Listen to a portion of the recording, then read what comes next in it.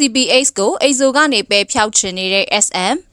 Entertainment ဟာ EXO ကနေ Chan Baekhyun နဲ့ Xiumin တို့ရဲ့ CBH ကိုဖျောက်ပစ်ဖို့ကြိုးစားနေကြောင်းဆွဆွဲမှုတွေထွက်ပေါ်လာနေပါတယ်။ EXO ခိုင်ဟာဂျောင်ဝါဂျာလို့ခေါ်တဲ့ show တစ်ခုကို host နေရင်လက်တလောထုတ်လွှင့်ခဲ့တဲ့အပိုင်းမှာသူဘယ်သူလဲဆိုတာကိုမသိတဲ့လူတစ်ယောက်နဲ့တွေ့ဆုံခဲ့ပါတယ်။ခိုင်က EXO ဆိုတဲ့နာမည်ကိုကြားလိုက်ရင်တော့ဒီလူကမမရီနာမည်ကိုများသိမလားဆိုပြီးတဲလွန်စာတွေပေးခဲ့ပေမဲ့လည်းသူ့ကိုခွင့်ပြုထားတဲ့နာမည်တွေကိုပဲပြောခွင့်ရရှိခဲ့ပါတယ်။နီတီဇင်တွေကခိုင်တယောက် CBH ရဲ့နာမည်တွေကိုပြောမသွားခဲ့တာသတိထားမိခဲ့ကြပါတယ်။ဒါပေမဲ့အတော်များများကတော့ဒီဗီဒီယို edit ထားတာကိုကြည့်ရင်ခိုင်ကတော့မမနာမည်တွေအကုန်ပြောခဲ့ပေမဲ့ entertainment ဘက်ကဖျက်ပစ်လိုက်တာဖြစ်ကြောင်းထောက်ပြလာကြပါတယ်။နီတီဇင်တွေက SM Entertainment ကို CBH ရဲ့ကမ်ဘတ်တွေမလာခင်ကြိုတင်ပြီး blacklist သွင်းထားတာဖြစ်ကြောင်းကိုလည်းဆွဆွဲပြောဆိုနေကြပါတယ်။ဒီကာလထဲမှာ Baekhyun ကကမ်ဘတ်လာဖို့ရှိနေသလိုအရင်က TVHQ ဖွဲ့ဝင်ဟောင်းဂျေချောင်းကလည်းကမ်ဘတ်ပြုတ်လုသွားဖို့ရှိနေတာပါ။ဂျေချောင်းရဲ့ SM Entertainment ကနေထွက်ခွာပြီးတဲ့နောက် K-pop ကနေ blacklist အသွင်းခံရခြင်းဟာလူတိုင်းသိတဲ့ဖြစ်ရပ်တစ်ခုဖြစ်ပြီး